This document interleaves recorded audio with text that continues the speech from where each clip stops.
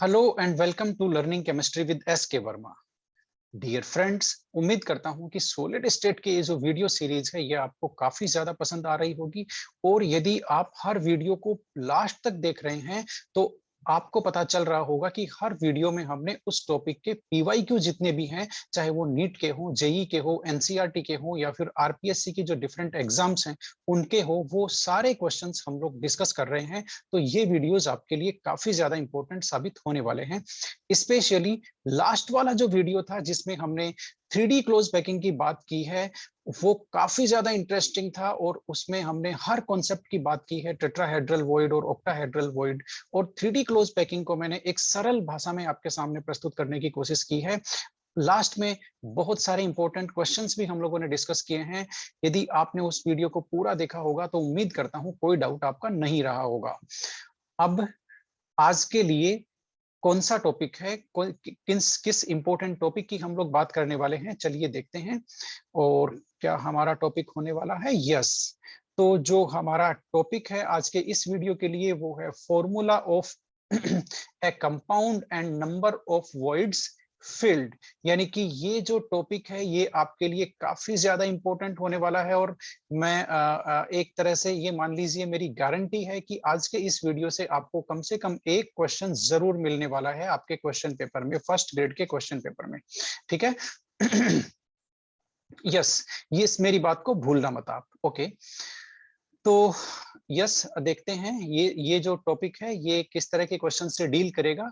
बहुत सारे क्वेश्चंस आपको सॉलिड स्टेट के इस तरह से मिलेंगे कि जिसमें आपको बताया हुआ होगा कि हमारे पास दो एलिमेंट हैं। ए ने तो एक सीसीपी या एफसीसी जो अरेंजमेंट है या एचसीपी अरेंजमेंट है वो अरेंजमेंट कर लिया, और जो बी एलिमेंट है, बी एलिमेंट ने ऑक्टाहेड्रल वॉइड या फिर टेट्राहेड्रल वॉइड को फिल्ड किया हुआ है। तो आपको इस कंपाउंड का फॉर्मूला निकालना है, यानी कि ए एक्स और बी वाई में एक्स की और वाई की वैल्यू निकालनी है। ठीक है? इस कंपाउंड का फॉर्मूला निकालना है, यानी कि सिंपल सी लैंग्वेज में आपको जो नंबर ऑफ वॉइड फील्ड यानी कि कितने वॉइड भरे हुए हैं वो इंफॉर्मेशन दी जाएगी और आपको पूछा जाएगा कि उस कंपाउंड का फॉर्मूला क्या है। ठीक है? तो चलिए, इसके लिए आपको ये तो पता ही चल गया होगा कि इस तरह के क्वेश्चन से डील करने के लिए वॉइड्स की आपको समझ होनी चाहिए। वॉइड्स जो दो टाइप के होते हैं, ऑक्टाहेड्रल और टेट्राहेड्रल, ये किस तरह की इनकी स्ट्रक्चर होती है, क्या बेसिक कॉन्सेप्ट है इनका, इसकी बात हम लोग पिछले वीडियो में कर चुके हैं। यदि आप वॉइड्स के बारे में नहीं जानते हैं तो जो पिछला वीडियो है 3D क्लोज पैकिंग का वो आप देख सकते हैं। वॉइड्स से रिलेटेड या फिर यूं कह सकते हैं कि इस तरह के क्वेश्चन को सोल्व करने के लिए आपको वॉइड से रिलेटेड तीन कॉन्सेप्ट का नॉलेज होना चाहिए। सबसे पहला जो कॉन्सेप्ट है, नंबर 1, वो है आपका number of void, number of voids. ठीक है? तो इसका आपको कंप्लीट नॉलेज होना चाहिए नंबर ऑफ वॉइड का। इसके लिए हम पहले भी बात कर चुके हैं कि आपका जो यदि कोई भी क्लोज पैक्ड स्ट्रक्चर हो, कुछ भी, या तो सीसीपी हो या फिर एचसीपी हो, कोई भी स्ट्रक्चर हो, इसमें यदि स्फीयर्स का नंबर n है ना, यानी कि जो स्फीयर वो क्लोज पैकिंग स्ट्रक्चर बना रहे हैं उसका नंबर n है, तो ऑक्टाहेड्रल वॉइड हमेशा उतने ही होते हैं जितने पार्टिकल होते हैं, तो ऑक्टाहेड्रल वॉइड का भी नंबर n होगा। और टेट्राहेड्रल वॉइड पार्टिकल्स के नंबर से डबल होते हैं, यानी कि टेट्राहेड्रल वॉइड का नंबर 2n होगा। ये कॉन्सेप्ट है। ठीक है? एग्जाम्पल के लिए हम लोग एफसीसी जो क्लोज पैकिंग है, एचसीपी जिसका दूसरा नाम सीसीपी भी है, ये हम लोग ले सकते हैं। तो इसमें आप जानते हो कि इसमें total number of atoms unit cell में कितने होते हैं? 4 होते हैं, आपको पता है ना, बीएसएफ 214। तो ये जो फॉर्मूला है इसके हिसाब से आपका क्या हो गया? 4 नंबर ऑफ पार्टिकल हो गए। अब जो ऊपर वाला जो कॉन्सेप्ट है उसके हिसाब से इसमें टेट्राहेड्रल वॉइड कितने होने चाहिए? 8 होने चाहिए, क्योंकि उनका नंबर होता है 2n, यानी कि आपका जितने पार्टिकल हैं उनसे डबल। ठीक है? और ऑक्टाहेड्रल वॉइड हमेशा उतने ही होते हैं जितने पार्टिकल होते हैं, इसका मतलब ऑक्टाहेड्रल वॉइड भी होंगे 4। तो ये तो हुई नंबर की बात, और एग्जांपल हमने ले लिया एफसीसी क्रिस्टल का। सेकंड जो इंपॉर्टेंट पॉइंट है वो है इनकी लोकेशन। लोकेशन में आपको ये पता होना चाहिए कि ओवी और टीवी की लोकेशन क्या है। कई बार इनकी लोकेशन से रिलेटेड भी सवाल आ जाते हैं एग्जाम में। तो ऑक्टाहेड्रल वॉइड और टेट्राहेड्रल वॉइड की लोकेशन क्या होती है वो हम समझ लेते हैं। इसके लिए हमने एग्जाम्पल लिया है क्यूबिक क्लोज पैक स्ट्रक्चर, यानी कि जिसका दूसरा नाम है face centred cubic close pack structure, इसका हमने एग्जाम्पल लिया है। ठीक है? तो सबसे पहले देख लेते हैं टेट्राहेड्रल वॉइड्स की लोकेशन क्या है, और ये समझ लेते हैं कि टेट्राहेड्रल वॉइड जो हमने अभी कैलकुलेशन की है कि फेस सेंटर्ड जो क्यूबिक क्लोज पैक स्ट्रक्चर में 4 एटम्स होते हैं, तो टेट्राहेड्रल वॉइड कितने थे 8, और ऑक्टाहेड्रल वॉइड कितने थे 4, यानी कि उतने ही ऑक्टाहेड्रल वॉइड थे। ठीक है, अब टेट्राहेड्रल वॉइड आपको पता है कितने होने चाहिए। हमने एग्जाम्पल किसका लिया है, एग्जाम्पल लिया है हमने सीसीपी का, है ना। सीसीपी में यूनिट सेल कौन सी होती है, एफसीसी होती है, फेस सेंटर्ड क्यूबिक। उसमें नंबर ऑफ पार्टिकल कितने होते हैं, 4 होते हैं, है ना। इसका मतलब टेट्राहेड्रल वॉइड कितने होंगे, टेट्राहेड्रल वॉइड 2n होते हैं, यानी कि 8 होते हैं। तो ये 8 कहाँ कहाँ होते हैं, इनकी लोकेशन को समझ लेते हैं। ठीक है, ये आपके सामने एफसीसी जो क्रिस्टल जो यूनिट सेल होती है उसका डायग्राम है। ठीक है, इस एफसीसी यूनिट सेल को हमने 8 चैम्बर्स में डिवाइड कर दिया। ये देखिए, ये जो आपका एक यहां से हमने कट लगाया, ये देखिए ये हमने एक कट लगाया, ठीक है, और एक कट हमने इस तरह से लगाया, ये लगाया। तो इस तरह से ये जो यूनिट सेल थी ये 8 चैम्बर्स में डिवाइड हो गई है। ठीक है, 8 चैम्बर्स कौन कौन से हैं मैं आपको बता देता हूँ फटाफट। 4 चैम्बर तो ये ऊपर वाले हैं, 1 2 3 और 4, और 4 इनके नीचे 5 6 7 और 8। अब आप देख सकते हैं हर चैम्बर में एक टेट्राहेड्रल वॉइड है, हर चैम्बर में एक टेट्राहेड्रल वॉइड है। जैसे एक चैम्बर का इन्होंने दिखाया हुआ है, ये देखिए ये एक टेट्राहेड्रल वॉइड है इस एक चैम्बर में। ठीक है, इसका मतलब क्या हुआ, इसका मतलब ये हुआ कि 8 एक चैम्बर में एक टेट्राहेड्रल वॉइड, तो 8 चैम्बर में कितने टेट्राहेड्रल वॉइड हो गए, 8। तो हो गई कैलकुलेशन। एफसीसी जो यूनिट सेल है उसमें आपके टीवी कितने हो गए, टीवी हो गए 8। ठीक है, अब ऑक्टाहेड्रल वॉइड की लोकेशन को समझ लेते हैं। ऑक्टाहेड्रल वॉइड की लोकेशन के लिए दो डिफरेंट लोकेशन होती है ऑक्टाहेड्रल की। पहला, एक जो वॉइड होता है वो बॉडी के सेंटर पे प्रेजेंट होता है। एक ऑक्टाहेड्रल वॉइड कहाँ प्रेजेंट होता है, बॉडी के सेंटर पे। ये देखिए यहाँ दिखाया हुआ है, ये जो एफसीसी यूनिट सेल है इसकी बॉडी के सेंटर पे एक ऑक्टाहेड्रल वॉइड, ये देखिए ये जो डार्क लाइन है ना, ये ऑक्टाहेड्रल आपको दिख रहा होगा, ये एक बॉडी के सेंटर पे एक ऑक्टाहेड्रल वॉइड है। इसके अलावा हर एज के सेंटर पे भी एक ऑक्टाहेड्रल वॉइड है। ये देखिए at the centre of each of the 12 edges, यानी कि एक जो क्यूब है ये face centred cubic unit cell है, इसमें कितने किनारे होते हैं, कितने एजेस होते हैं, 12 एजेस होते हैं। ठीक है, 12 किनारे होते हैं, और हर किनारे के यानी कि हर एज के सेंटर पे एक ऑक्टाहेड्रल वॉइड होता है, जैसा यहां दिखाया हुआ है इस फिगर में। ठीक है, अब आप देखिए कि एक जो एज होता है वो कितनी यूनिट सेल के बीच में शेयर होता है। क्यूब का जो एज होता है वो आपको ध्यान में आ रहा होगा, पिछले वीडियो में हमने बात की है कि एक जो एज है यानी कि ये किनारा है, ये किनारा 4 यूनिट सेल के बीच में शेयर होता है, यानी कि एक यूनिट सेल में इसका शेयर होता है 1/4 किसका, एज का।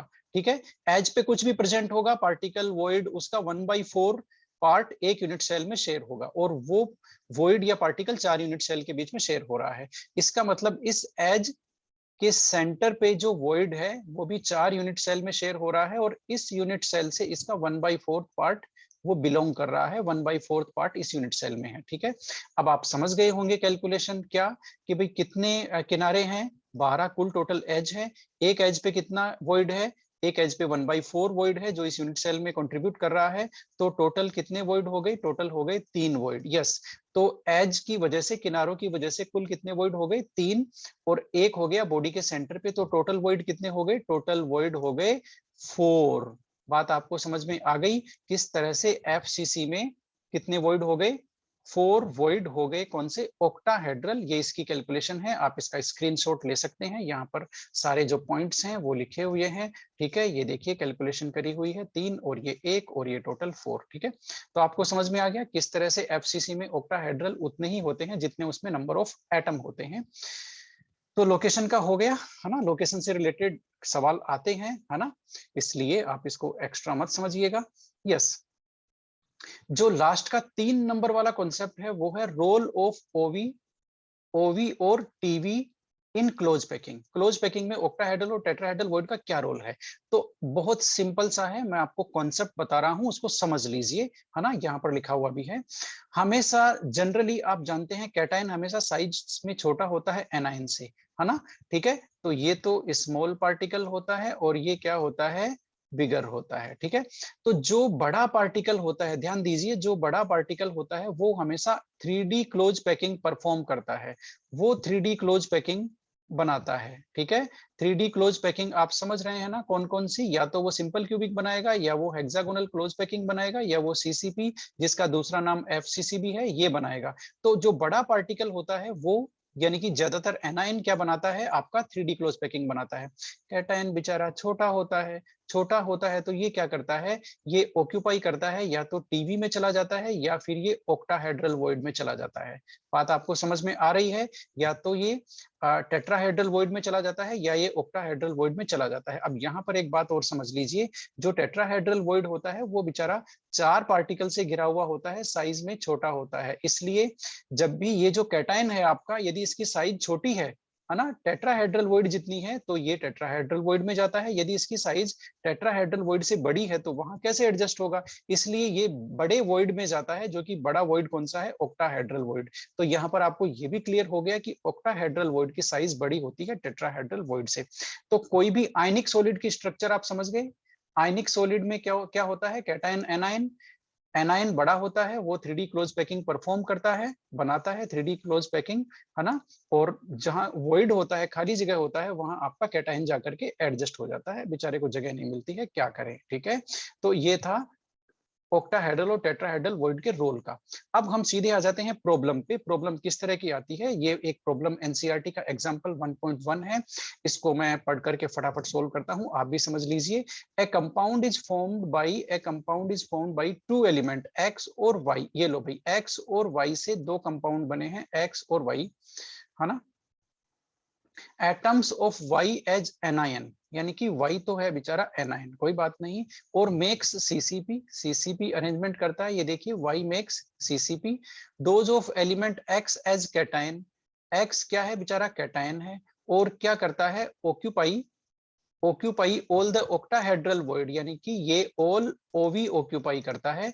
What is the formula of the compound, compound का फॉर्मूला आपको निकालना है। ये लो भाई, बात आपको समझ में आ गई। इंफॉर्मेशन आपको क्या मिली, इंफॉर्मेशन मिली किसने तो 3D क्लोज पैकिंग बनाई और कौन वॉइड में गया, और फॉर्मूला आपको निकालना है। ठीक है, तो वाई ने सीसीपी अरेंजमेंट बनाया। अब इसको सोल्व कैसे करेंगे जरा देख लीजिए। इसको सोल्व कैसे करेंगे, ये होगा आपका सोल्व, आप जानते हैं नंबर ऑफ y माइनस का नंबर क्या होगा, मान लेते हैं y माइनस का नंबर हम लोग n लेते हैं। ठीक है, तो आपका x प्लस का नंबर क्या होगा, नंबर ऑफ x प्लस। ठीक है, कैटायन, कैटायन का नंबर कितना हुआ, आप जानते हैं कैटायन सारे ऑक्टाहेड्रल वॉइड में है, सारे ऑक्टाहेड्रल वॉइड में है ना। तो ऑक्टाहेड्रल वॉइड कितने होते हैं, ऑक्टाहेड्रल वॉइड तो n ही होते हैं, है ना। तो इसके लिए हम लोग एक काम और कर सकते हैं, पहले नंबर ऑफ ऑक्टाहेड्रल वॉइड भी लिख सकते हैं, नंबर ऑफ ओवी। अब आप जानते हैं सीसीपी कौन बना रहा है, वाई, तो वाई का जितना नंबर होगा उतना ही ओवी का नंबर होगा, तो ये भी हो गया n। अब आ गया नंबर ऑफ x प्लस। अब आप जानते हैं जो x है वो सारे ओवी को फिल कर रहा है, यानी कि सारे ऑक्टाहेड्रल वॉइड में प्रेजेंट है। इसका मतलब जितना ऑक्टाहेड्रल वॉइड का नंबर है वही x प्लस का नंबर हो गया, तो ये भी हो गया n। अब हम रेशियो ले लेते हैं, रेशियो, ठीक है, रेशियो किसका, x प्लस का और y माइनस का। x प्लस भी n है, y माइनस भी n है, तो रेशियो हो गया 1:1 और फॉर्मूला हो गया आपका xy। ये सही आंसर है। बात आपको समझ में आई, नहीं आई है तो घबराइए मत। एक और सवाल है, इसको देख लेते हैं फटाफट। ठीक है, तो ये एग्जांपल नंबर 1.2 है। Atoms of element B, B के जो एटम्स हैं वो बनाते हैं HCP। हम यहाँ लिखते जाते हैं, बी ने बनाया HCP। ठीक है, और those of element A occupy 2/3 of tetrahedral void. Yes, जो ए है उसने क्या किया, 2/3 ऑफ, यानी कि 2/3 ऑफ टीवी। टीवी का जो 2/3 है उसको ऑक्यूपाई कर लिया किसने, ए ने।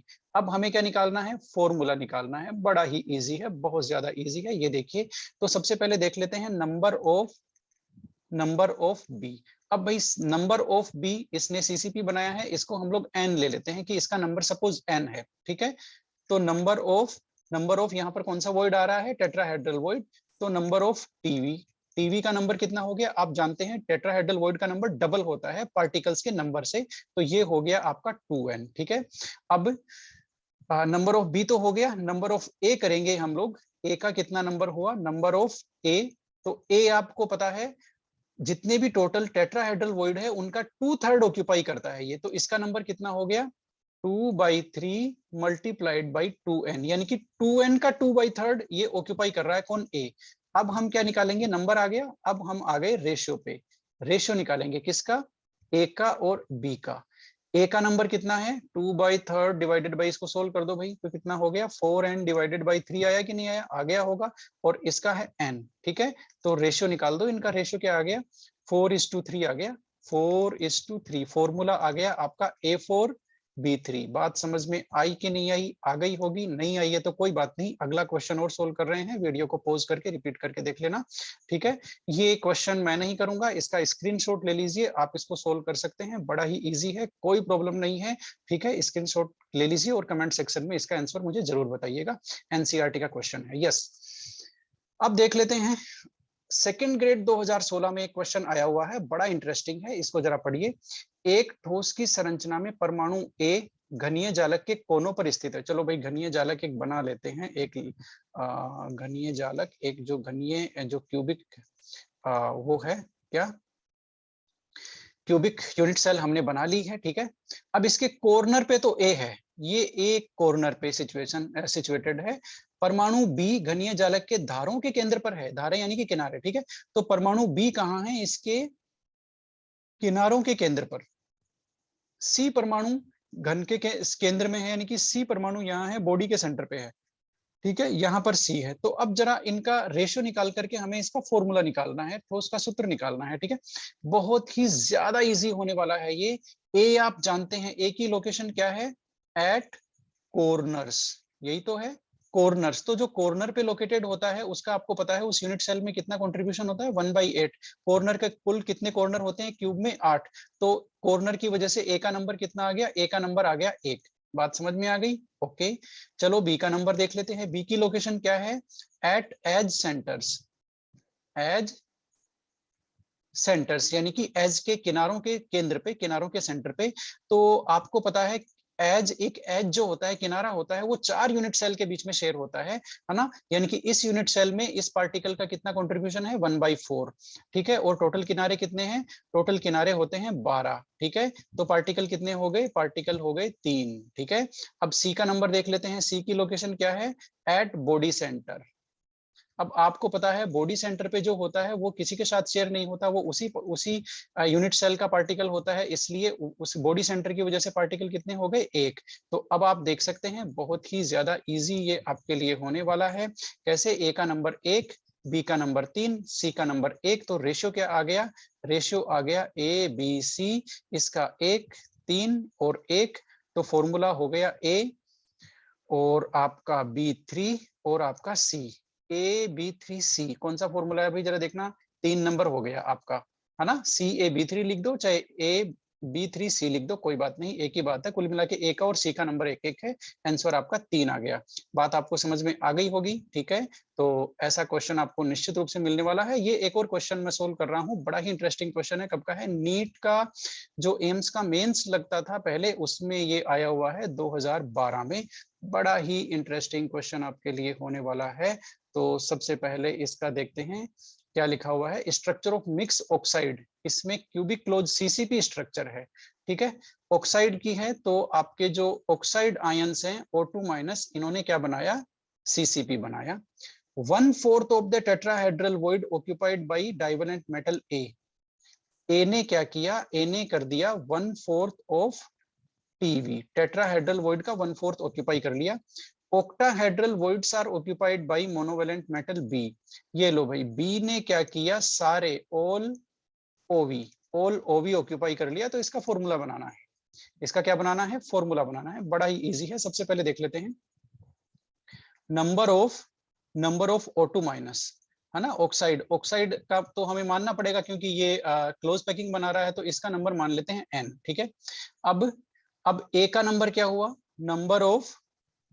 नंबर ऑफ ए। अब ए क्या कर रहा है, टोटल टीवी कितने होते हैं, टोटल टीवी होते हैं 2n, ठीक है। 2n का 1/4 ऑक्यूपाई कर रहा है वो। तो ए का नंबर कितना हो गया 1/4 मल्टीप्लाइड बाई 2n, यानी कि टोटल टेट्राहेड्रल वॉइड 2n में से 1/4 ऑक्यूपाई कर रहा है वो, ठीक है, 1/4 में वो प्रेजेंट है। बी क्या कर रहा है, सारे ओवी, तो ओवी हम जानते हैं कितने होते हैं, जितने पार्टिकल होते हैं जो सीसीपी बना रहे हैं, है ना, n पार्टिकल हैं, तो n ही क्या हो गए, ओवी हो गए, तो बी का नंबर भी क्या हो गया, n हो गया। अब हम रेशियो ले लेते हैं, ए बी और O2 माइनस का हम ले लेते हैं रेशियो, ठीक है। तो रेशियो ए का रेशियो क्या हो गया भाई, 1/4, इसको आप सोल्व कर लो तो ये आपका आ गया, क्या आ गया, आपका आ गया n/2, ठीक है। तो ए का नंबर कितना हो गया, n/2। बी का नंबर कितना हो गया भाई, बी का नंबर हो गया आपका n, ठीक है, तो हमने लिख दिया n, और इसका नंबर तो n है ही, ये तो हमने माना था n, ठीक है। तो रेशियो क्या हो गया, रेशियो आ गया इसका 1:2 यानी कि 1:2:2।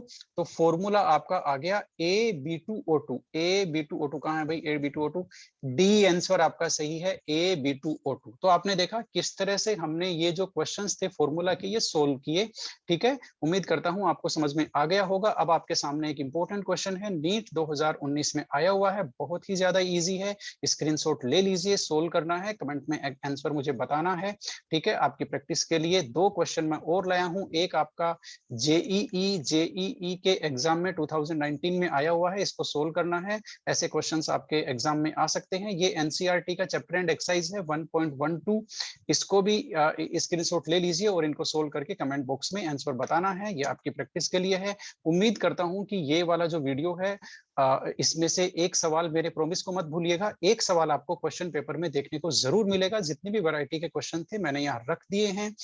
मिलते हैं अगले वीडियो में, बने रहिए learning chemistry with SK Verma पर और देखते रहिए learning chemistry with SK Verma. Thank you everyone.